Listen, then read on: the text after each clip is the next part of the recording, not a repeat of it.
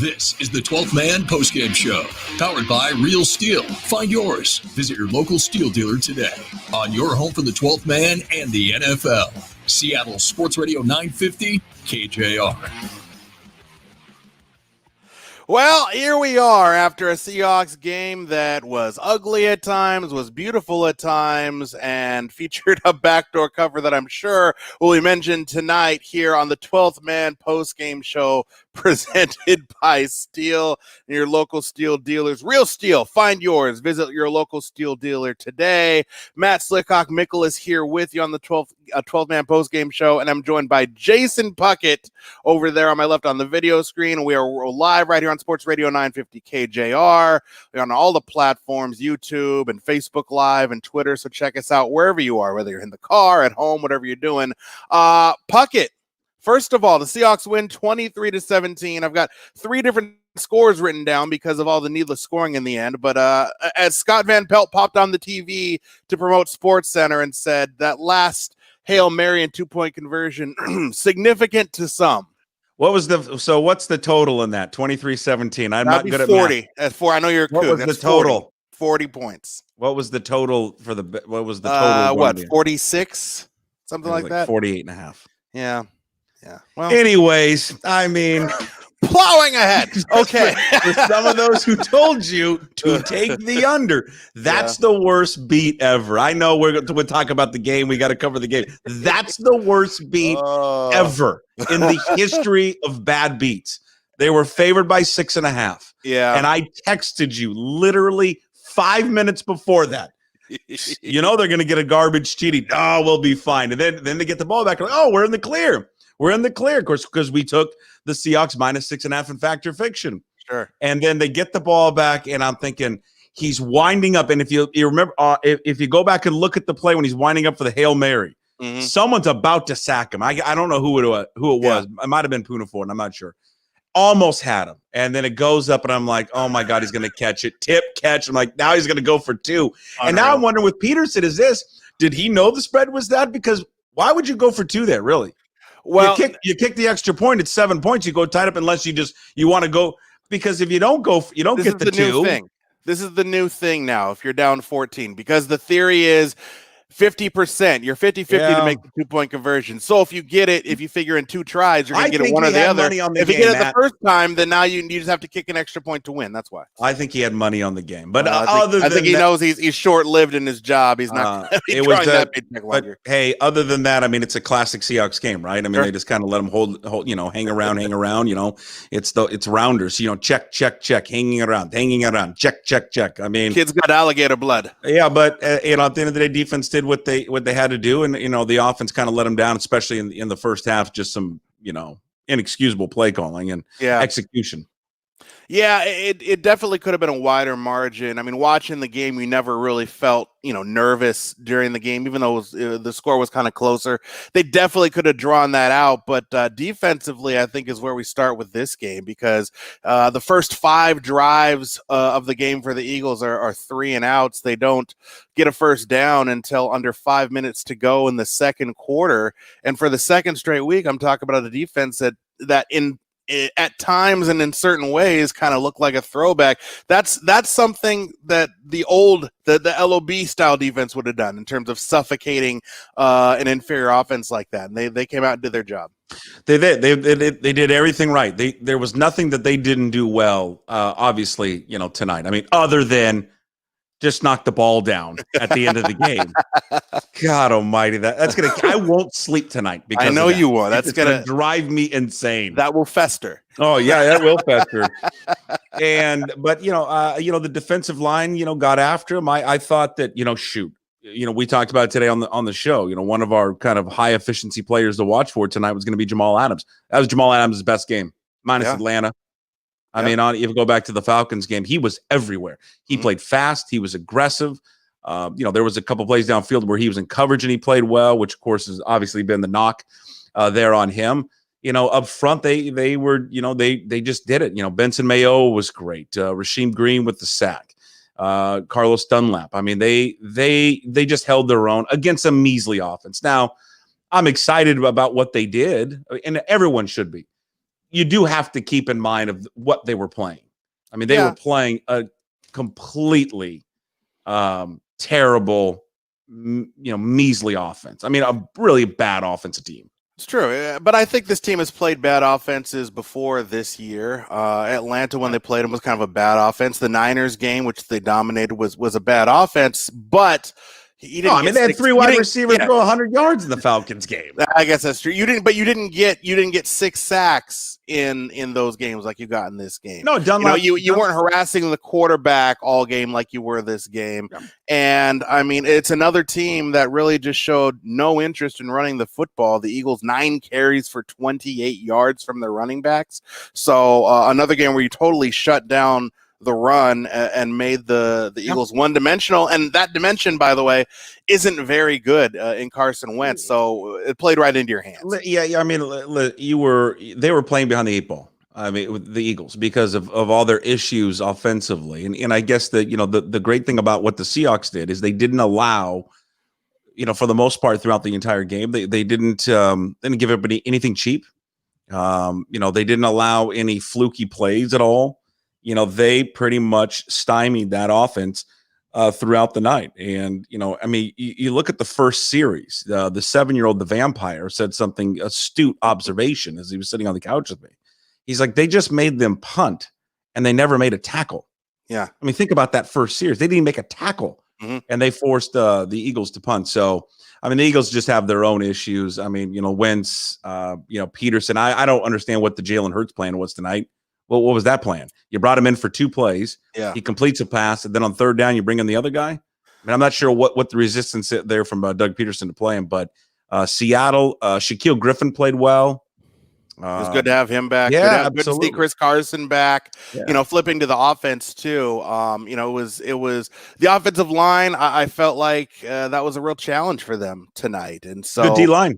Yeah, they were really challenged. But DK Metcalf, I mean, what can you say? 10 catches, 177 yards for DK. Comes up 1 yard short of having a touchdown as well. Drops another one in the back of the end zone. But, I mean, you're talking about, look, I think that we're going to be watching Steve Largent numbers fall pretty soon here in terms of DK Metcalf and single season. He's already over 1,000 yards. I understand. Look, I've got... right over there. He's in the corner, okay? In the left corner. That's his jersey. I have my autograph picture. You want me to get I can get larger? You want me to get the Largent autograph picture? Well, you could do it. I got the Wheaties over there too, but I love Steve Largent. All I'm saying is he's a man-child. He's already got 1,000 yards. They decided they were going to put Darius Slay, their new acquisition, who they brought him in to shut down guys like DK Metcalf. And DK Metcalf made him his son tonight. It's almost in a weird thing in a game like tonight is I wanted them to go to him more. Yeah. Throw the ball to him even more. Because, he's when he had it going like that tonight, he was unguardable. I mean, he really was. I mean, I think that was probably the frustration by many Seahawks fans, especially down on the goal line, and again, listen, if he makes that, I think we got to be fair to the play caller for a second. If he does execute that block, it looks like David Moore's going to probably walk in for a touchdown, but whatever, It didn't. But, in a situation like that, I mean, he's just such a freak athletically that I would just like them to just throw the ball up to him. Yeah. I mean, just, can we bring back, can we channel one of the greatest offensive coordinators in Seattle Seahawks history? I mean, really will go down as one of the greatest, Jeremy Bates. You just want him to throw fades to DK all day long? If any Seahawks fan remembers, the Jeremy Bates era was always the fade in the end zone. Now it never worked, but because they always threw it to the shortest receiver on the field. Right, and then the irony of it is that it worked later on the touchdown to David Moore, but I just think that this guy in his second year, I'm not sure anyone expected this from him. I just know I didn't. I mean, I was hoping that he would be good. Yeah. And certainly when they drafted him, you get somebody that they've never had before. But he has exceeded all expectations from my point of view. I mean, I'm amazed how dominant he has become in such a short period of time. And I was listening to Ian Furness. He had Greg Cosell on today on his show, and they were just talking about this wide receiver tandem. And Tyler Lockett is a star wide receiver in this league. I mean, you look at the numbers and what he's able to do, and he's a star receiver.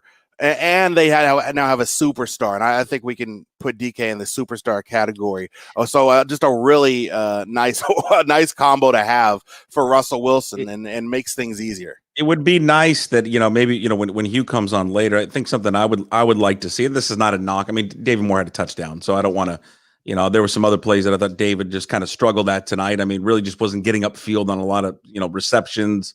A punt return was another one where he just wasn't getting upfield. But, I've just been impressed with this guy all year long. And it was our guy, Chris Kidd, who alerted us to him in the very beginning during training camp. But, yeah, I'd like to see a little bit more of Freddie Swain. And having a third option at wide receiver would be great. But just to back to Metcalf, I don't know what other adjectives to use to describe him. I mean, he simply is just something. He is an automobile they've never had before. Yeah, in the tenure of this organization. I mean, Steve was great, but he's not this. I mean, this is a whole different animal, and he just the trust factor that I think he and Wilson have together obviously shows up. I think you saw it on not the touchdown. I mean, he dropped the touchdown. He should have caught that. But I guess we're always, we're due a DK drop. Now, does he drop? Does he drop from all pro status now? Okay, and look, he is one of the best receivers in football. Yeah, I mean, hands down. I mean, Russell, he only dropped back 31 times. He had the 5 rushes. A couple of those were designed. Yeah. So 22 passing attempts for Wilson, and so I think 13 of those went to DK, and 10 that he catches. So Dick Fane's not here. He usually hosts this show. And you can't have a post-game show, a 12-man post-game show without talking about, well, how many times did they run it? And how many times did they throw it? It was an interesting mix tonight. They didn't have to throw it a ton. And when they did, DK was more than capable of moving the chains. But they do end up 29 carries. They average only 2.7 yards per carry, though. So you have Chris Carson back. They obviously showed that they wanted to establish the run tonight. It wasn't really there, though, for most of the night. Yeah, I mean, you look at the again. I always take some of that Wilson stuff. I was going to say I'd always take the Wilson stuff out. I'm just looking at the stats here, but they had a couple. Well, they had a couple run designs. Yeah, he had 5 carries, but I think only 3 of those were scrambles. Yeah, two of them were designed runs. Yeah, so I look at the running backs. I mean, 23 carries combined between Hyde and Carson. I mean, we talked about it earlier on the show, and I was curious about it. To me, I think we were talking to Curtis Crabtree about this, our Seahawks reporter. To me, it was clearly evident tonight they had him on a pitch count. Mm-hmm. I mean, he had 8 carries. Yeah. And I think there were stretches in that game tonight that Carson wasn't on the field for whatever. There was at one point that I think a lot of people wondered, is he hurt again? Because you didn't see him. There was a stretch where you didn't see him at all. Yeah, there were 2 series where he was out. Yeah, so he did have 2 catches for 18 yards. I do believe that they had him on a pitch count. They weren't going to play him a ton, but he looked good. I mean, he looked great on the touch. That is a 3-pack run for me. And what I mean by a 3-pack run, that is a 3-pack of cigarettes run. That arouses me so much, Slickhawk, that I need three packs of cigarettes after watching him run like that. It may be disturbing to you and the listeners, but that's just how I feel. Well, you're looking. We're the show of honesty. I know we are. You're looking me in the eyes when you say it, so that adds an extra layer of uncomfortableness for myself. Just kick back a little bit. Close your eyes, get a little aroused, and think about that TD run. Maybe a half.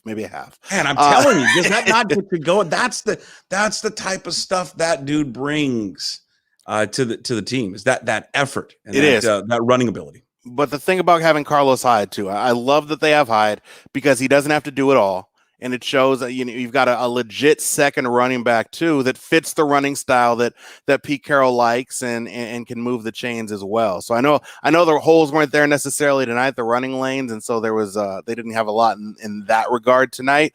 But going down the line and we're getting into the late months, the late weeks of the season, having that running game back is really going to pay dividends for this and for the passing game. It's going to open things up there too. So. Of course, I mean that's just that they had their issues last year against that front. I mean Fletcher Cox and those guys they're nothing to sneeze about, man. That is a good front right there, good defensive line. And so, but they had their issues running the ball and being consistent with it. But at times they didn't necessarily have to run that all that much. I mean this was a game that honestly, I mean, come on, the score is going to look different.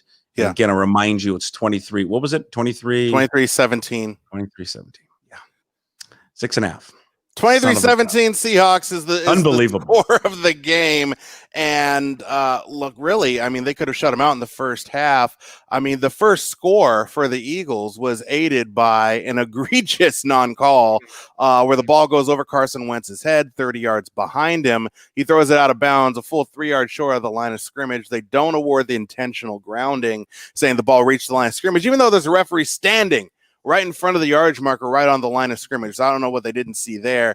But the Seahawks survive that. They survive it all and get the 23-17 win over the Eagles. That was a point of frustration. And if somehow they get that onside kick and go and get the game-winning touchdown, I think that's something that we would have been talking about at some point.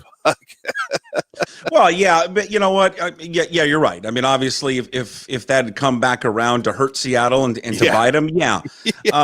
I will, as I said, I'm at my hashtag I stand with Kevin Shockey. That's a bad football team, though. Like, yeah, I'm not going to complain about that one play not going the Seahawks' way. That is a terrible football team over there that at the end of the day you should never have allowed. And then it didn't come to fruition. That it didn't hurt them in the end, but had it, I'm not going to complain about that missed call because I would have been more upset at the offense not capitalizing in the first half when they should have probably had 14 more points. Well, it was a game that, I mean, going in, we just kind of figured all they had to do really, I mean, to win the football game, you had to not screw up. And the Seahawks didn't do that. They didn't. My general philosophy of doing a show is just to show up and not screw up. And not screw up. Well, I mean, you hit your mark about as many times as you miss. All right, it's the 12th Man Postgame Show presented by Real Steel. As we bring in Hugh Millen, our analyst here, before the break, let's get your initial thoughts, Hugh. Thanks. Welcome into the show. Just your first thoughts about the game and the Seahawks winning 23-17. Yeah, good to see you, Puck Slick. I would just say the 20 years I did the Hawk show, I think there's times where you could say, based on your opponent, particularly on the road, you could say, look, even though it's just a road win, in college football, there is the concept of a disappointing win. I have never, ever thought that in the NFL that there's a disappointing win when you're on the road. I understand there wasn't a crowd, of course, but you stayed healthy and you went in and you played a really feeble football team and you did everything you needed to do. So to me, it's just like, pick up your ball and go to the next tee. And but I think in more detail, I think that specifically Seattle was able to make Carson Wentz, all this discussion about whether or not Wentz has the protection, whether or not he has the targets, whether it's Wentz's fault. I'm sure that topic is burning up the airwaves in Philadelphia. I think that Seattle's defense made all three of those true. I thought the offensive line for Philadelphia was horrible. I thought Seattle did a great job of squeezing the pocket and giving no lanes and just pressuring. I mean, they were in on Wentz time and time again, not just on the times that they sacked him or forced him to move, but even on the times that he was in the pocket. He had a constricted pocket. So I thought that was very effective. And other than the tight end, that there was no targets that feared you, made you fear whatsoever. So they took the receivers out of the game, and then finally Wentz just looked really, inaccurate, made poor decisions. I thought that there's been conjecture that Doug Peterson maybe would be content to be fired so we can move on to greener pastures. I thought some of his coaching decisions almost were indicative of that. That fourth down when they could have kicked a field goal and they throw the ball to Stephon Diggs on a just not even close fourth down. I thought the KJ Wright batted. Quandre. I know. I do it all the time. I haven't played fantasy football in 15 years. I knew it was going to be Diggs on my damn team, and I knew this. The Quandre Diggs interception, right? Yeah. Why on earth are they not kicking a field goal there, down 11 with plenty of time? Just is beyond me. And then the play they did call, they weren't even remotely on the same page. It was an option route clearly, and Wentz is trying to throw with anticipation on an option route, and he expects an outbreaking route or maybe a vertical route. It was, that was just, a cat foobar from an Eagle perspective, right? But I think the batted ball by KJ Wright on 4th down, that was a key play. So there were some other key plays, but I just I thought Seattle did exactly what they need to do: go stay healthy and beat a bad football team. That's Hugh Millen. We'll get a lot more of his thoughts as we go along here on the 12th Man post-game show presented by your local steel dealerships. If you're watching online on the Periscope or you're watching on YouTube or Facebook Live, you see behind Hugh's shoulder just a gorgeous Christmas tree. That's Beautiful. One treat you get to see. The other treat is, as we take a break now, you get to hear, normally it's 6 with Slick, was 6 with Puck today. You're going to get 6 minutes here in the break with Jason Puckett. If you got questions, comments, whatever, volume in, and he'll answer them there online. If you're on the radio on Sports Radio 950 KJR, we'll take a quick break. We'll be right back with more of the 12th Man post-game show presented by your local steel dealerships. Tune in to Chuck and Buck every weekday morning for the 12th Man News at 7 with Tacoma News Tribune's Greg Bell on your home for the 12th Man and the NFL. Seattle Sports Radio 950, KJR. All right, Shocky, let's fire up those chats. Fire away on the questions here. Let's get them in. And again, we put the people. Andy, we're going to get to you in a second. Anyone that has any hate for Slickhawk not taking the under immediately up on the chat. What's up with Josh Gordon? Is he ever going to come back? Yeah, I don't know, Andy. It would be nice to have Josh Gordon back. It would be great. I'd like to see him back up there to be a nice addition to this offense. Let's see. I don't know what that is, original Laro. In the NFL, a win is a win. Yes, I think a win is a win. No doubt about it. And whatever. At the end of the day, the score looked, I don't know, 23 to 16, or what was it 23 17. I mean, it's just not good there for if you had the Seahawks minus the 6.5. You're right. Talk about a bad beat, Selly 14. You're damn right, that's a bad beat. Let's see how many beers were consumed during the show. Not on the show. I haven't had any beers yet. All right, it's early. I mean, we're watching ourselves. Carbs. This was not a good game for us. I would disagree that this was not a good game for us. I mean, what did you expect them to do? I mean, here's the thing. The defense did what they wanted to do. The offense, I think, was sporadic at times. That's a good defense over there, though. Eagles are good. I mean, that's a decent defense, especially up front. Now, Slay got used by Metcalf. I didn't think they would have much success running the football, even though that the Eagles, really, when you looked at it, that was the one thing defensively they didn't do all that well, was run the ball. But I thought it'd be probably a lot to have Carson come back and do that. But I guess mildly surprised that they weren't able to run the football more. Eric wants to know, was Bevel calling plays tonight? Seriously tired of the Hawks playing down to other teams' level. That's just what they do, Eric. I mean, are we new to the football team? I mean, this is what they do. They always play to the level of their competition. They rarely ever blow anyone out, even earlier this year when they're playing the 49ers. They didn't blow the 49ers out. They allowed teams to kind of come back in games. Now, that was more of a garbage game than this one. But, I mean, they just rarely don't do that. They don't blow people out. Lonnie says DK's a beast. You're right, Lonnie. He is a beast. He's unbelievable.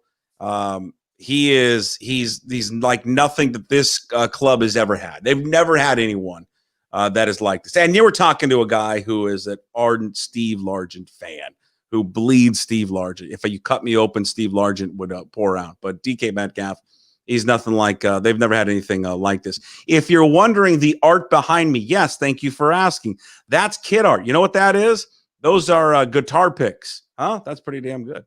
Hawks look so incredibly lame tonight. Poor and sloppy play all around. That's from Marlene. Well, Marlene's glass half full. We appreciate that. Nobody asked, Buck. Well, there's a lot of people that asked. I can see the chats that were coming in that you guys aren't seeing. No, everybody wanted to see. What was I'm over here? That's kid art. That's great kid art. We don't want like this. Kid art right there. Beautiful. Chris Carson runs hard. Yeah, he does. Chris Carson. I would say Chris Carson. His presence back there means so much to this offense.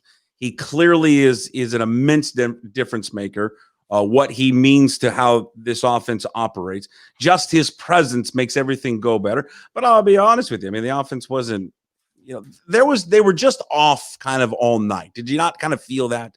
It kind of just felt like they just weren't all there.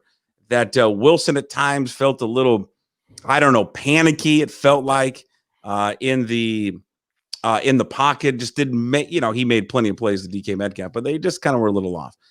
Do you believe the Seahawks will get the number 1 seed? Anthony?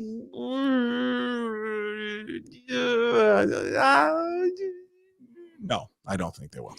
I don't think they're going to get the number 1 seed. I probably see one more loss in their future. Who that comes against, obviously, I don't know. It's Niners or Rams, right? I see one more loss coming up with them. What's up with the intentional grounding non-call? How did they miss that call that bad? Well, they're officials. I don't know. They're just terrible. All of them are bad. All the officials in the league are terrible. The Hail Mary was lucky. We took care of business. On to the next week. Yeah, Nick, it was lucky. But you know what, Nick? If you have the Seahawks -6.5, that sucked a lot, Nick. So it was terrible. It was miserable that they got that at the end. All right? Terrible. All right, Slickhawk, back to you, sir. All right, back in the 12th. Enjoy the go with Charmin. Now back to the 12th Man Postgame Show, powered by Real Steel. Find yours. Visit your local steel dealer today on your home for the 12th Man and the NFL. Seattle Sports Radio 950, KJR. Back to the 12th Man Postgame Show presented by your Real Steel dealerships. Slickhawk here, Jason Puckett, Hugh Millen, our analyst, joins us here on the 12th Man Postgame Show. I've got it here, right here, Jason, is the Steve Largent Wheaties. Oh, now you're gonna make me get the picture. Yeah, Hold on, I'm gonna get the picture. And I've got the jersey right over there over my shoulder. And the reason I show these two items is, Hugh, I mentioned in the first segment before you came on. I think that at some point here we're going to be talking about DK Metcalf taking down some of our more hallowed. Look at that! You see that? Records. That's signed right there. You see that? That's the greatest wide receiver in the history of the organization, right there. And no gloves on either. I understand. Catch with his bare hand. But DK tonight, 10 catches, 177 yards. I want to go into the big play that he had, the 52-yarder. But first, Hugh, just talk about DK's night tonight and what he did to poor Darius Slay. Well, I think first of all, before you kind of get into the details of what he accomplished, I think you had to have a mindset that was different than what Seattle had against Arizona and Patrick Peterson, and against the Rams, Jalen Ramsey, where you had traveling corner, and whether it was a combination of Schottenheimer and Russell Wilson just not feeling inclined to throw to Metcalf against those guys. Well, Darius Slay was acquired from Detroit, probably their best defensive player, certainly the best perimeter defensive player, and Seattle had that mindset they're going to go after him, and they went after him early and often slants over the middle, the smoke routes, the wide receiver screens, and of course the deep balls, the go routes up the sideline, the post routes. I do want to mention they had described on that fourth down, which in my mind, the initial fourth down, Seattle gets their first possession. They go from their own 35 down to the 2-yard line. They had a 4th and 2, and all of us, I mean, we had a group of people, all of us were saying, kick a field goal. Mm-hmm. And I really think they should have, but they went for it. And then they came back and they highlighted that Metcalf missed the block on the defensive end, cracking. Now, first of all, Metcalf has been making that block all year. They ask him to block defensive ends. There's not a lot of receivers. They'd say, hey, we're going to run at you point of attack on 3rd down and short, 4th down and short. But what I would say for Metcalf is as he aligned on the left, his right foot was forward. His left foot is back. I coach football. I coach this play, and I coach having inside foot forward because you get the 3-step slant, you get the 5-step hitch, and there's a lot of things it's just better to have the inside forward. But when you're inside and you have to crack, you want to have your inside foot back because it's just less steps to get, does that make sense? If your inside foot is forward, and go. You have to cross your hips over, take an extra step to get that defensive end. You'd say, well, wait a minute, aren't you telegraphing? Listen, if they can tell that, then give them the credit. It's worth the gamble and have the inside foot back. But that point notwithstanding, look, I'll make this contention. If you could have the NFL, they could just take everybody in the league and reshuffle, and everybody was draft eligible. Not once a year, but like, let's say for the next 25 years. So any current player that you wanted to draft, well, Mahomes would I would think be the first pick. But DK Metcalf would be the first wide receiver. He's 22 years old. He's already a beast of beasts, and I really don't have much doubt that he'd be the first wide receiver. So we're talking, if I'm right on that, and I'm not certain I'm right, but I'd be willing to I guess speculation, never prove it, can't falsify it either. But that's my inclination, and so that's what you saw on display today. The route tree. Here's the comical part. Him coming in the league, there was questions about his route tree. I studied a lot of Ole Miss tape, and I thought it was hogwash. But you saw him catch shallow crosses. That's the zero route.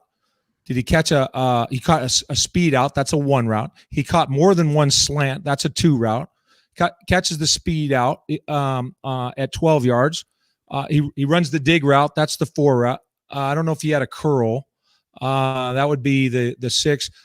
He had a comeback, the 5 route. He had a post route. It's the 8. He had a go route. It's the 9. I don't think he had a 7, so I don't think he had a corner route. So, but my point being is he's got an entire repertoire. Of course, there's more than 10 routes, but the route tree is numbered that way. And for example, a 2 route could be a slant, it could be a whip, and what have you. So there's more than 1 2 route. My point in saying that is you saw the whole repertoire, right?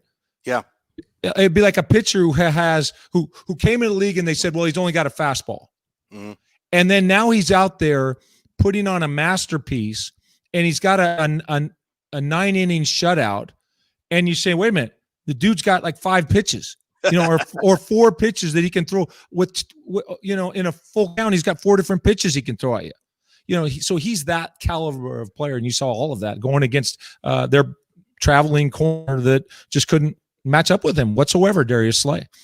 And it seemed obvious that he was in Slay's head early, Slay getting the personal foul penalty early on, and the mouthiness and the chippiness. He definitely used one of those pitches, though, to go down the middle of the field for a 52-yard catch down to the 1-yard line. Hugh, what did you see on that play? Well, first of all, it was a single safety defense. And for what you tell a quarterback is oftentimes when you have a post route, you're going to say, okay, we have a structure over here on the 3 receiver side. On our backside is X with X. We're going to just put a post route either as a peak play or to clear out the safety to make sure the safety's deep. Well, as Russell comes back, and the telecast showed it well, that the safety, he's in the middle of the field, but he's got to stay deeper than the deepest. Now, he didn't come down in a blitz look that was obvious, where he had coverage, but he didn't get enough depth. And so Russell, I think he had to buy a little time. Now that actually, had that ball been thrown, the ball was from Russell's vision, DK was going right to left. Mm-hmm. Had he put that ball on, again, from Russell's perspective, left hash mark and flattened him out a little bit, that would have been a touchdown. Now I say that's nitpicking, because if you can hit, it was just slightly underthrown ball. If it was a perfect ball on the same track, follow me on this. Yeah. If he let him perfect on the same track, it would have been a touchdown. Or if he flattened him and pulled him over to the middle field just a little more, then it would have been a touchdown as well. It didn't matter. He caught the ball. He's tackled at the 1. It looked kind of gnarly, didn't it, Puck? Like whoa, like I hope his ankles are okay, because so it looked a little bit concerning in that regard. But they were in the end zone a play or two later, so for all intents and purposes, it was a touchdown on the post route. Yeah, I'd like to see it was the other play, I think later in the game, that the slant, the one where it looked like he fumbled it but he didn't. I think you could look at after that. I mean, he got up gingerly. Remember, he didn't come in, I think, for the next series or was out for that series. And then I may have missed the next series and then came in again. So I'll be curious to see what they say in the afterwards about that. Like, how was he banged up? Did anything happen? I mean, you crossed your fingers on that. Hopefully nothing serious. And then even on Carlos Dunlap, who ended up, I think, he left the game, I think, with a foot injury as well. But yeah. He's a man-child, Hugh. I mean, I've seen every damn wide receiver this team's ever had. I mean, from Daryl Turner and Steve Largent and Brian Blades and Joey Galloway, and I mean, all of them. I mean, this guy is just something else. I mean, there's no one that looks like him. I mean, there's hardly anyone in the league. I mean, other maybe his teammate at Ole Miss at AJ Brown, but just no one looks like him. And he's just, I was screaming. I had a buddy text me, maybe should they get the ball to Lockett more? I mean, they can't keep throwing a DK. I'm like, no, just keep throwing the DK the ball. Like all game long until they can stop it. Like, I never understand that sometimes about sports. I mean, just maybe the way I look at it, it's like a post player having a really good game. Don't stop feeding the guy the ball if he keeps scoring. Just give him the ball every play. Right. And then when they stop it, you move on. Yeah. Well, I would say, yes, I agree with that. Keep throwing it to Metcalf. And I had gone into the game. I had kind of made a vow to myself that if from here on, if Seattle doesn't target Metcalf 10 times per game, then I'm going to do my little part to beat the drum, say this is a problem. And so they targeted him. I know he had 10 catches, so he obviously, what was it? I don't know what the targets was. It 12 or 13? I think it was 13. Yeah, 13. Yeah. So you're absolutely right. They've never had anybody like him, and there were a couple times. Remember when he tried to dive over the player, and he came down awkwardly out of bounds? That was concerning. Puck, the play you put that dig route, that deep dig route. That some people call it a dagger route, the deep in route that was reviewed. Yeah, my speculation, just a guess, would be that he kind of got his ankles twisted a little bit, but he came back into the game, and I think maybe the first play he came back in, they threw him a go route up the left sideline, a beautiful throw by Russell, right? But we've just cited 3 different times where we were a little bit concerned about him getting tangled up, but he's a specimen, and clearly no match for Darius Slay tonight. He did get it going eventually. Slow start, though, for the offense. You already mentioned the fourth and goal that they didn't succeed on. There was another 4th and short that they blew, a 3rd and short as well. And it just seemed at times, Hugh, tonight, like the offensive line, we've kind of given them a lot of credit. They played well to this point in the season, but tonight it seemed like a lot of the time where the offensive line were overpowered, especially in some of those crucial 3rd and 4th downs and short to go. Yeah, and I think, look, Philly, as we know, is a bad team, but if you peruse the stats for them on yards per play defensively, they were at 5.06 coming in the game. That was good enough for 5th in the league. And I think, I don't have the running, I believe that they were maybe as high as 3rd best in the league in yards per play against the run, but don't quote me on that. I've looked at a lot of numbers. But my point is even bad football teams, they only won the Super Bowl 3 years ago. I mean, there's not every single facet of the football team was going to be dead awful. And so I thought they did a fair job in some of those short yardage situations. And I think Carroll, I think he made a big mistake there. And, fortunately it didn't cost him. Which one? What was the mistake? Well, I just think to go down on the first drive and you had, I understand you had 1st and goal at the 5, and they finally manufactured a 4th and 2, and they went for it, and they lost 5 yards on that rocket sweep, and I just think they should have kicked the field goal. And I was saying it before, no big deal. Look, it's a win, we're all happy, but I think in the future, when you start a game, particularly when you expect your opponent to be limited in their scoring capacity, I think that just take those 3 points to start the game. Do you think that's some of the don't you think that's some of the thinking though? I mean, they're so limited offensively. If we don't get it, we don't expect them to go 95 yards. For sure. But I think what it can do is you got the Eagles. They've never beat Russell Wilson. You beat them twice last year. You could tell there's not much leadership with that football team. That with all the COVID restrictions. I'm sure that those players are just dying for this damn season to end in some way. And then the paradox, of course, is that they're in the running for the NFC East. So it's a strange mojo for them, but I'm just feeling the energy. I think that they don't have confidence in their quarterback. And I just think just keep getting pars to start, the first hole, just take a par and don't let them get energized. Right? The only way that the Eagles were going to pull the upset tonight was if they somehow got galvanized and then they started to believe they could win and making a decision like that. Now, Puck, to your point, I get it. You say, well, win it. If we can go for 4th and 2, get the touchdown, that's the knockout, and then we further make them disillusioned. But at any rate, not a point really to belabor, but it is. I mean, it is a curious point. Just the mentality of the Eagles, their quarterback position. I was wondering. This was on my notes to ask you. I guess now is a good time as any. They bring in Jalen Hurts to start the second quarter. You think when he comes in, okay, well they've decided to pull the trigger. They got nothing going offensively. They bring him in for one play. He registered 2 total snaps. I think a third one got called back because of a penalty. In your mind, as a coach and a quarterback, what's the point of bringing him in for one play there? Very curious, and I like Doug Peterson. He and I were teammates years ago.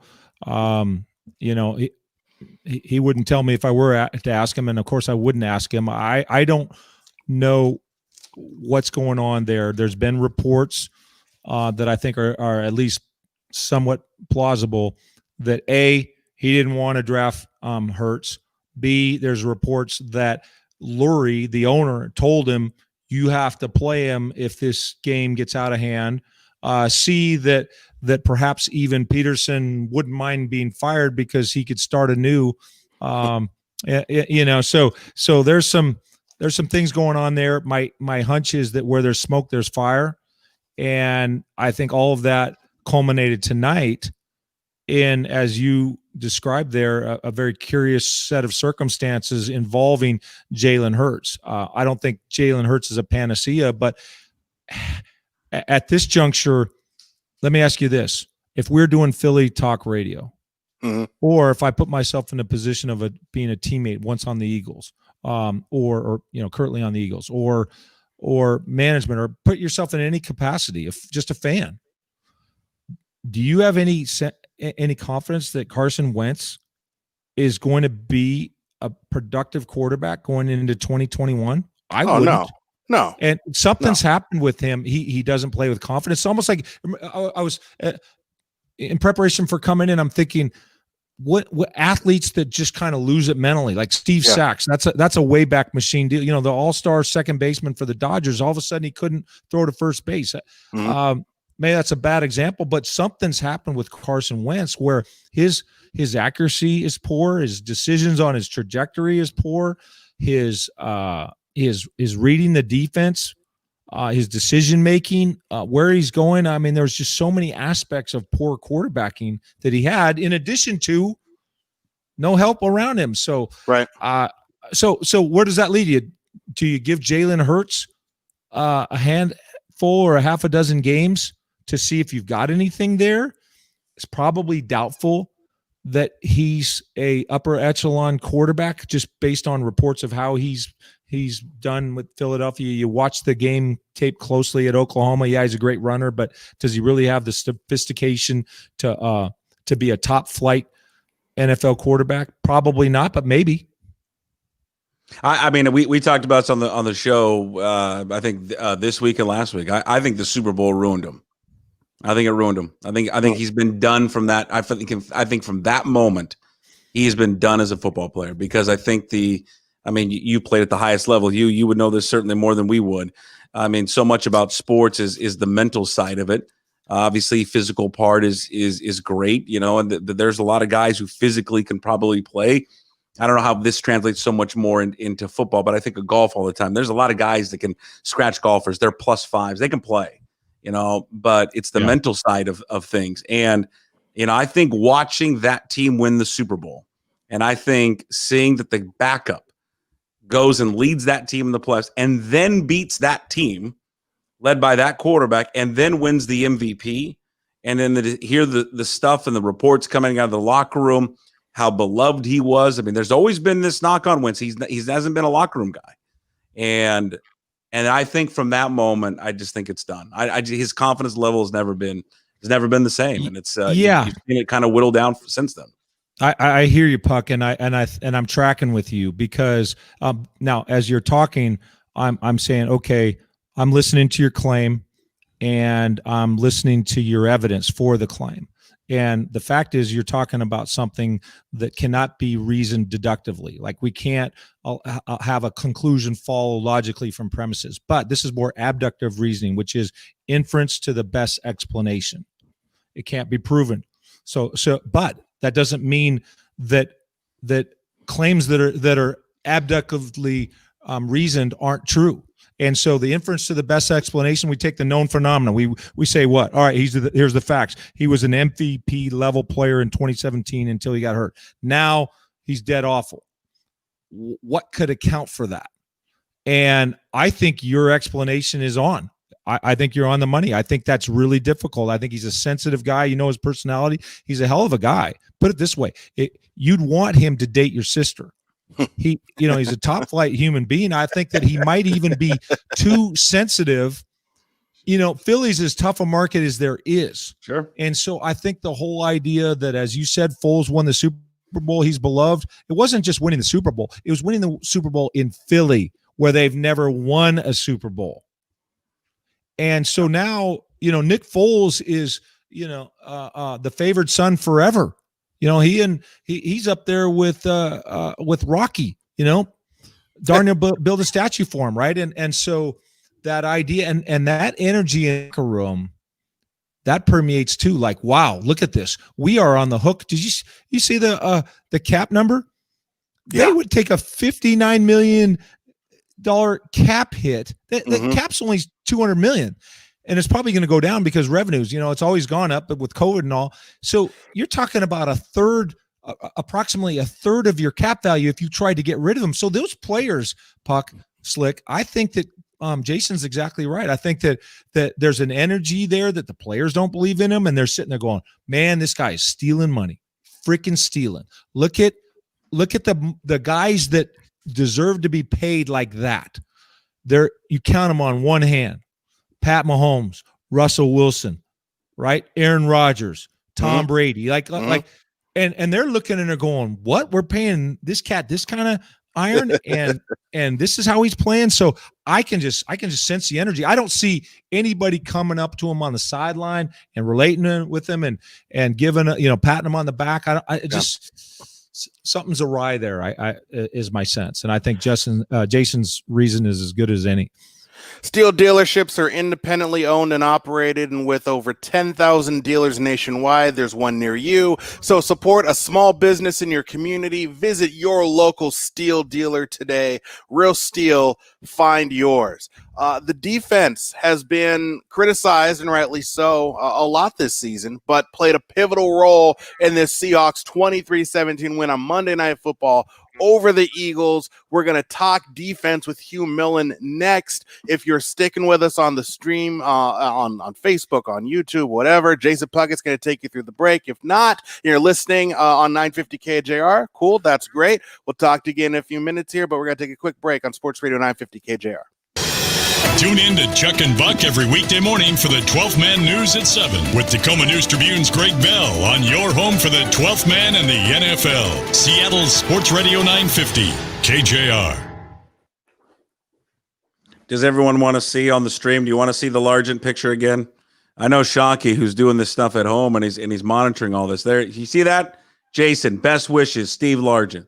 Look at him catching that ball, huh? Glorious. Look at the uniforms. God, bring them back. Come on, those are the uniforms. Again, kid art right there. See that? Picks, guitar picks. I know you guys want it. I'll sell it to you to anybody that wants it. Do you think the closeness of the final score and the way the game went takes away the win from you? What kind of person would text that in? Do you feel better or worse about the Seahawks' chances this year than you did before the game? It's the same Seahawks game. I mean, I've been watching these guys forever. You know what? If you tell me before the game that in the fourth quarter, I don't care who they're playing, that they literally are going to be at the end of it a chance of an onside kick in a one-score game. Yeah, I believe it all, because that's just the way they are. They just don't ever. Here's the thing about the Seahawks. I mean, at the end of the day, this isn't college football, so I don't care about style of points, and nobody should care about it. Just get a win and move on. They didn't look great at times, but hey, I think the defense did look a little bit better. Yes, I think that the offense that they played tonight certainly played a huge part into that. But you're seeing, I think, some progressions of it. You're seeing the Dunlap contributions to this football team. I think it makes all of the defensive line play better. And again, I'll repeat what we said earlier. Jamal Adams, it was his best game of the season. I mean, even go back, I think, into the Atlanta game. He just was. And I say best game just because of all the chatter around Jamal Adams here recently. Michael says shoddy play calling on the goal line and fourth down and 2 was horrible. Run Carson or Wilson RPO, not a wide receiver fly sweep. Yeah, I mean, I guess you can make I didn't like the wide receiver fly sweep. Obviously, it didn't work. If it worked, we would have all loved it. But I guess it's easier to say we didn't like it because it didn't work. Now, looking back on it, you can sit there and say, well, if DK Metcalf makes the block, all right, then – he gets in there. If you look at who was out in front of him, I can't remember the lineman, but I know Carson was out there as well. He's going to probably walk into the end zone. I think if you're going to go for it in that situation, I like them going for it. I was pro trying to get 7 there. I think you're looking at that offense right now, and you're saying, I don't think that offense can go 95 yards on us. Yeah, I was feeling confident about that. If you're going to go for it, though, yeah. I mean, let's get the ball into Carson's hands, or let's throw up a jump ball to DK Metcalf. There was no one that was going to stop DK Metcalf tonight. Thomas wants to know, were those garbage yards and points or no? Well, yeah, Thomas, they were. And they really sucked there at the end. We didn't need all of that. Do you know someone lost $500,000 tonight? No one that we know, because none of us have made that in our career at KJR. But there's someone that lost $500,000 tonight on that Hail Mary catch and then the 2-point conversion. It's unbelievable. Jordan, yes, Jordan, I agree with this one. Does Metcalf not look like a Cam Chancellor clone, especially with that smoked out visor? Love that dude. Yes, he does. It's eerie how much he looks like Cam Chancellor. How about the one catch that he had? A slant where the DB came up to hit him and he just trucks the DB on the ground and then gets like 4 more yards. I mean, it's just, I mean, I'm being serious. I'd like to see them hand the ball off to him and line him up in the backfield a couple times. I mean, he is such a freak of a football player. He is incredible to watch. They can't throw the ball and get the ball in his hands enough. I'd like to see more screens. Hell, can he not run the fly sweep? We don't need to give it to David Moore, do we? Can we give it to DK Metcalf? Let him do it. Eric wants to know, I'm filling in here for a Slickhawk. I'm not sure why Slickhawk couldn't do this, other than did he have to go out and get another drink or something, another cocktail? So we're sitting here. We're sitting in the man cave in the office again. Kids art. It's nice, huh? Ryan wants to know, what are you drinking? Looks like tequila and lemonade. Ryan, I mean, come on. It's a school night. Grow up. It's vodka straight. B wants to know, did Pete Carroll get hormonal on the 4th downs? No, I like them all. I like both 4th down calls. I was pro 4th down calls there. I had no issues at all with the 4th down calls, but hey, they didn't work out. And when they don't, here's the key thing about them. When they work, it's great. When they don't, they don't. All right, back to the 12th Man Postgame Show, Slickhawk. Now back to the 12th Man Postgame Show, powered by Real Steel. Find yours. Visit your local steel dealer today on your home for the 12th Man and the NFL. Seattle Sports Radio 950, KJR. All right, back to the 12th Man Post-Game Show. We got Jason Puckett. One more segment here with Hugh Millen. Seahawks win 23-17 over the Philadelphia Eagles. Monday Night Football, they improved to 8-3, number 1 in the NFC West, number 2 in the National Football Conference. Puckett, I see you raising your hand in the back of the class there. Is there something you'd like to say? Yeah, are you eating pizza or did you have, because people that are watching this, hold on now, because it looked like pizza, but when you were coming back in, going to catch you in the camera, or was it pumpkin pie? The latter. Looked like a busted pumpkin pie. all busted. Yeah. Oh yeah. See, I know what a pumpkin pie looks like, and you had would. it. Good for you, sir. That's just smart. And not using a strategic. Yeah, it's great. It was the last piece, and God. I got an 18-year-old upstairs. Yeah, and I'm like, wait a minute. If I wait for the next segment, he's going to come down and get the last damn piece. Yeah, good for you. Sure, good call. I finished mine off last night, and and I shed a little tear when the last piece of pumpkin and pecan pie go, because knowing I'm not going to get it for another year. God, it's terrible. You don't even want to know my pecan pie story, but I'll tell you quick. You know what I have to do after every year?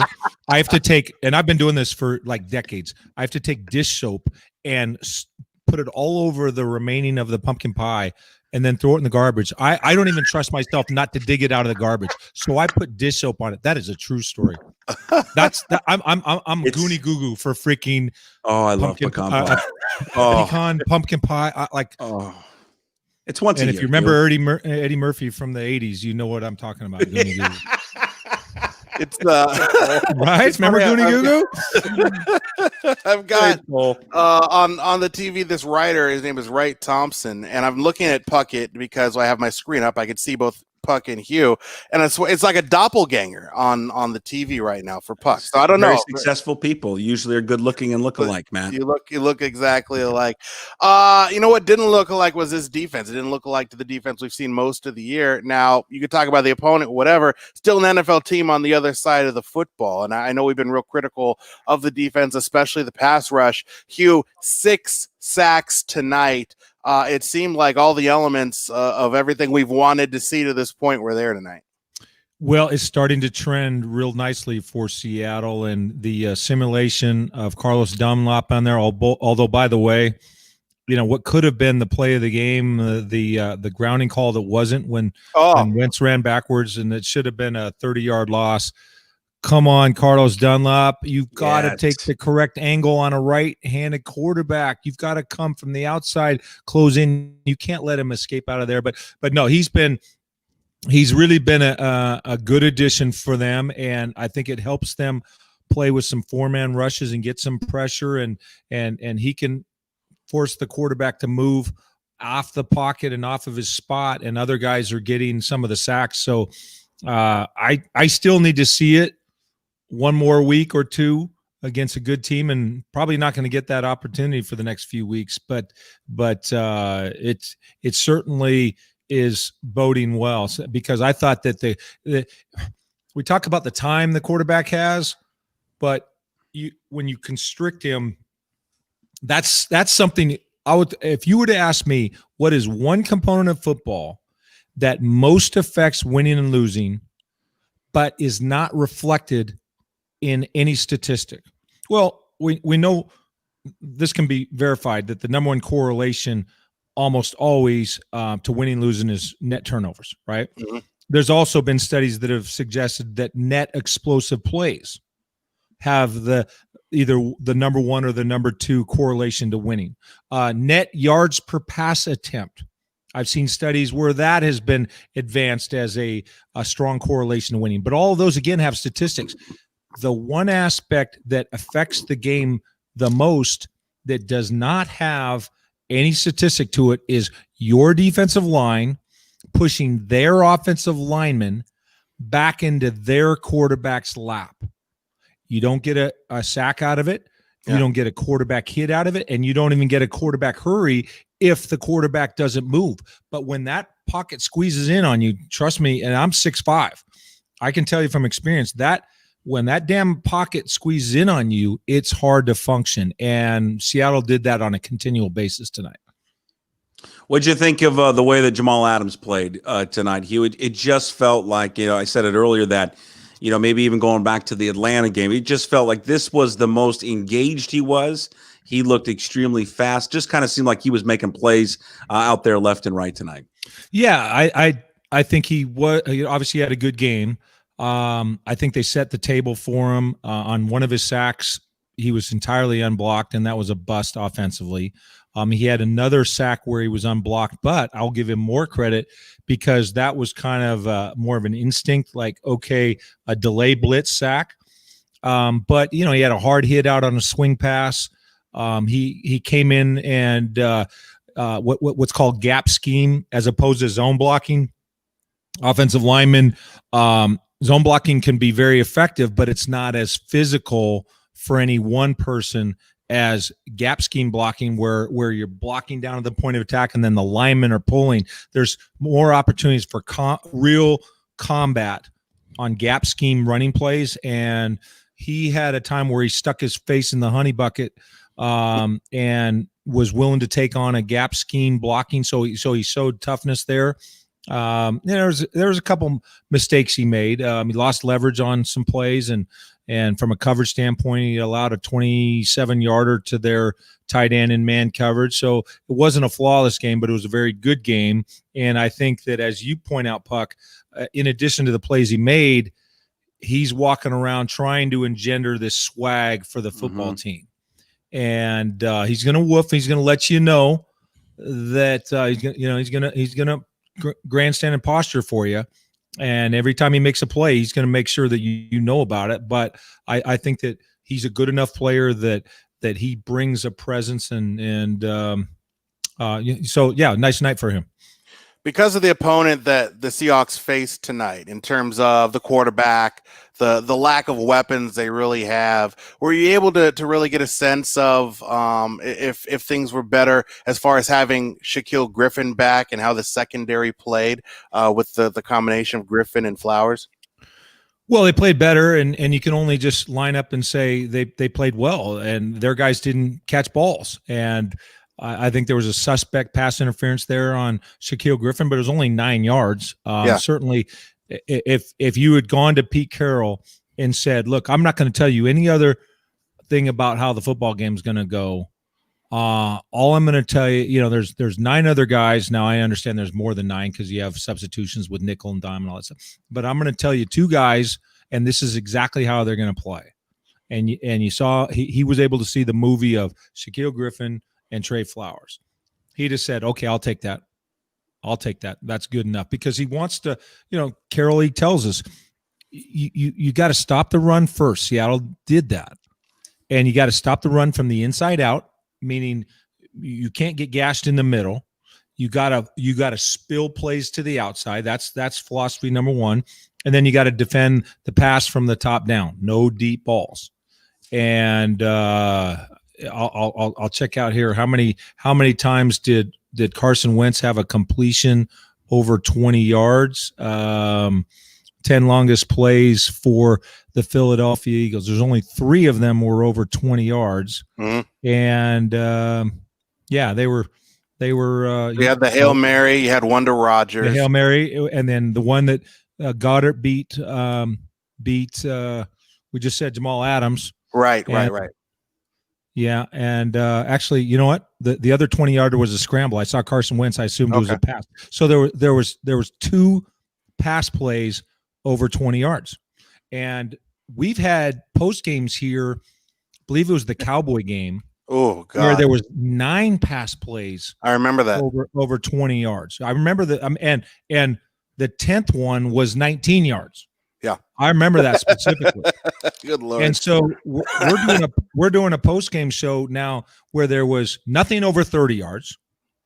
Just I beg your pardon. The Hail Mary was 33 yards, but there was another 27-yarder, and that's it. That's the only completion Seattle allowed over 20 yards. So that's plain Pete Carroll style defense.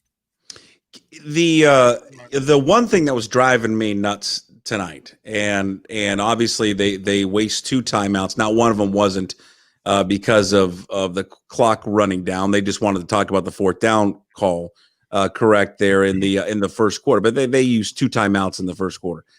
This offense, it just seems like, which they really weren't clicking on all cylinders tonight. They seem to be, Hugh, a much better offense when they break the huddle, get up and snap the ball. When they're not trying to run the clock down. When they get up and snap it with, 15 seconds on the play and just go. Yeah. They have routinely had this issue. Now, this is not just a Schottenheimer issue, because this was the same issue with Darrell Bevel, where I don't know what it is. Are the plays too long? Is he not getting it in fast enough? But they routinely snap the ball with 1 second left on the play clock, and it's almost this rush to get the ball off, where they seem to be standing at the line of scrimmage for like 8 seconds before they actually snap it, and that they don't seem as effective that when they get up there. And again, I'll do a golf analogy again. Sometimes you stand over the ball and you just sit there and stand, and then of course you hook it into the trees, rather than just taking the club out, getting up there and swinging it right away. You generally, for the most part, you hit it down the middle. Thinking about what's causing them to be so slow out of the huddle. Well, you think? My direct answer would be I don't know. But in just kind of ascertaining how they do that, I agree with you. They play better when they play with more of an up tempo. And as you were describing that, it reminded me when Mike Holmgren's team, the 2005 Seahawks, that were number one in a lot of offensive categories. Remember, they didn't go no huddle. They huddled, but they got so quickly in and out of the huddle. They were snapping the ball with 19, 20 seconds to go, even though they had huddled. And what that does, now you describe the golf psychology, and I agree with you. You can get paralyzed with tension and what have you. I think in addition to that, where of course you don't have a defender in golf other than the golf course, but defense has a hard time lining up, adjusting, and communicating when you're going fast. They tend to in addition to the fatigue factor, they tend to play more vanilla coverages. They tend not to do stunts and blitzes and what have you, and they can't disguise the plays as well, because they just want to get lined up. So the nomenclature can get wordy, and you could have a great discussion about different nomenclatures. The West Coast offense guys, they'll typically have, far west left slot, C left, 3-jet flanker drive, zebra corner. They'll have, sometimes there'll be 18 words, and then Tom Brady's system, they just said, well, all that, we just call that Cobra. So just Cobra. Everybody has to know what's Cobra or whatever, or Haas, so everybody has to know the protection, the formation, everything. When you just say Haas, everybody's got to know it. And so you could get a long debate as to what's best, but it can get verbose at times in that huddle, kind of like me doing a post game show. But they do have to clean that up, don't they? Because you don't want to be burning for timeouts in the first quarter. Carson, 2 timeouts tonight, a delay of game penalty. Look, this is an issue that it spanned teams, it spanned coordinators. Last year, it's an issue that, in my opinion, cost them a division championship down there on the goal line against the 49ers. In my opinion, it's an issue that cost them a Super Bowl in Super Bowl 49 down there after the Jermaine Kearse play when they couldn't get a playoff. It's nothing new. Slickhawk, it's almost as if they're like, if you have a feeling you're going to go for it on 4th down there, then know that on 3rd down. That you're going to go for it on 4th. They seem to be confused whether or not they were going to make the decision. Well, okay, let's go for it now. I don't know. I mean, you take me inside the world of play calling. You would think to me that you would have an idea, and I know things can change. I mean, it's not all on script, but you're thinking that you're going to go for it here. That you would think in your mind, if you're Schottenheimer on 3rd down when it doesn't work, I've got that play called right away. That's going in the huddle, in the ear to Wilson, and let's go. Yeah, well, your first 2 possessions ended in downs, right? And so you're absolutely right. First of all, the way that mechanically works, I think we all know, is that Carroll is telling him. Now we've already discussed. I guess we'll go through just chronologically real quick. Down on the goal line. They called the timeout, and that was 4th and 2. You allow the defense to get set, get their best personnel, discuss everything that they wanted to have, and can't remember if a timeout preceded the next series. 4th and 2 at the 37. That's a tough distance, because you're talking about a 55-yard field goal, right? And so I wasn't as as objectionable with that one. But the one thing that I would say about those, you used a golf analogy a moment ago. On both of those plays, Seattle was not close.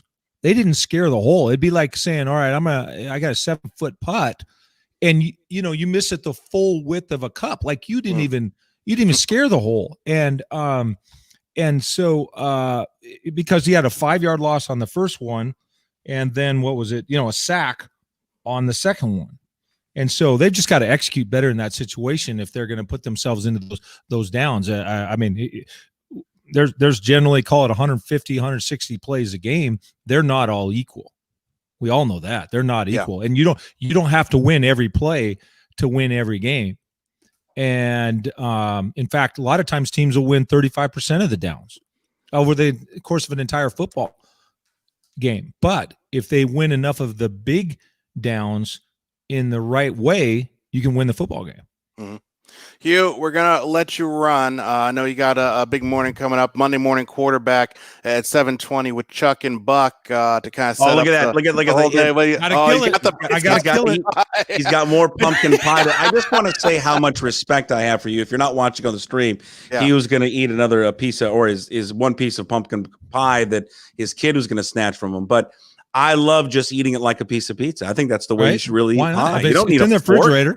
Yeah, it's you're in the right. refrigerator. It's yeah. You still have some whipped cream. You have any rigor mortis has already set in since Thanksgiving. Do you have whipped cream? Have any whipped cream left over? Well, that enters into a whole nother. Now I'm gonna. You start talking like that, I'm gonna have to go buy another pumpkin pie and come back and kill it with the whipped cream. Yeah. So twist your arm, right? God, it's good. All right, boys. Appreciate it, Hugh. All right. Yep, Hugh Millen going to be on the Monday morning quarterback tomorrow morning, 7:20. Hugh, 9:00. Mike Holmgren joins Chuck and Buck. We have a few minutes left here at Puckett to just kind of wrap things up and talk about now this team that's leading the division. You got a full game lead on the Rams, thanks to the San Francisco 49ers taking care of business against the Rams, and a couple game lead against the Cardinals. So really the Seahawks now with the easiest record, or the easiest schedule coming up.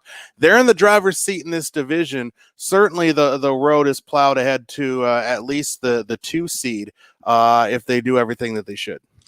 Yeah, I mean, I think it's obviously, I think favorable for them, but I mean, I just think that the way though that this team plays at times, the next, you look at the remaining games left in their schedule, that it's still going to be, games that are gonna drive you nuts, and as it goes down into the fourth quarter. I mean, I think that I'd be a little bit more concerned if Daniel Jones was playing. I don't even know who the backup is for the Giants, but it's Colt McCoy. It's Colt McCoy. So not concerned there, but again, they do this ability, right, to where they play up and play down to their opponents at times, and it always gives that opponent a chance there in the fourth quarter. I mean, I still think I see another loss for this team. I would assume it's going to come either against the Niners or the Rams. Mm-hmm. One of those two teams. But I mean, I just think that they've got to take care of, obviously step one was take care of this team. Sure. They got to take care of the Jets, or the Giants, then the Jets, and then Washington. Yeah. And then, easy breezy right there. But, I think that, you've been on this too before, but defense is slowly getting a little bit better. I do agree with you. You do need to see it against some better offenses. Sure. To see truly if they've made a turn. They were able to do it last week against Arizona, but certainly a good step tonight. I mean, they won this game because of their defense, and then they should have won it because of their defense, because that offense was so bad from Philly. Maybe it does help you, by the way, that, I mean, you're going to have a San Francisco team that they're not even playing in their own home for God's sake. They're going to be playing their games in Arizona. So that probably helps you, at least morale wise, when you come to that game. I just, I don't fear the Giants at all. The Jets, obviously, no. Washington does give me a little pause. You got a veteran quarterback who's getting better by the week in Alex Smith. You got a kind of a sneaky tough defense, especially up front. And you just got travel. Yeah, it's East Coast. I know that hasn't been a problem for them. And that damn turf out there, they've had struggles on that turf too. I just think the Rams are a bugaboo for this football team. Yes, and I think as you discussed last week when you made the astute and I think very knowledgeable pick, and there's many people that agreed with you Yeah. I don't know who would have disagreed with you that the Niners were going to take down the Rams, but they just have the kind of their number. Yeah, and the Niners game, and they all scare me just because they're divisional. They're divisional. That was a great poll. The Niners can play spoiler. And I think that's that's a cause of concern. Looking at, I was anticipating Monday Night Football. I wasn't able to sleep much last night, so I was up at about 2:30 this morning, and I was just I was crunching the numbers in the conference and looking at just the most likely scenario for this team. I think that if they continue to win out, I think it's probably the 2 seed that's the vast majority of the percentage. I put a 65% chance about that they get the 2 seed. Too early to call, John, or when will you be able to call? Well, no, I can't call it. We can't call it. I don't have the big one. I'm not taking out the big board yet. But I think there's a really easy path. This is the process. We're just respecting the process right now. Right. This is just to the 2 seed. This is how the process is done. I did see a comment earlier asking about can the Seahawks get the 1 seed. The path is real difficult. It involves probably the Saints losing twice. There are 2 losable games on the Saints schedule, 5 games remaining. And those are the Vikings and the Chiefs. So if they lose to the Vikings and Chiefs, then all bets are off. But right now, I kind of put the Saints firmly in that 1 seed. But with no Drew Brees, I guess you never really know. And obviously, the Packers look really strong too. So it's look, man, it's take the 2 seed. I would love the 2 seed. You get the 7. You'd get 2 home games then. Now with this kind of wacky schedule, I know you don't get the bye anymore, but you get 2 home games at least before then having to go to the 1 seed for the NFC Championship, which would be New Orleans. So, that would work for me. I'm good with that. And they just got to handle business. And tonight, you're right. Tonight was the first step of that. Just play who's in front of you. Don't make a mistake and handle business, and then they're going to be fine. Yeah, this is there's been a lot of golf analogies on this post-game show tonight. It's playing a tough course, man. It's okay. It's okay to just get out of par, man. There's nothing wrong with par. Yeah, and I thought that was tonight. Tonight for me was par. They were just par, and it was good enough, and they got out with a victory. And that does not sound like my swing. There's not enough. There's no splash.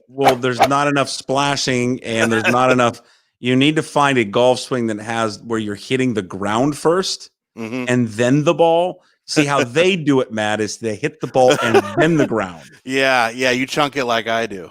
No, did I tell you about the kid art back here yet? Have you seen it on the screen? I did see a little bit of that. What's going on with that? They're guitar picks, man.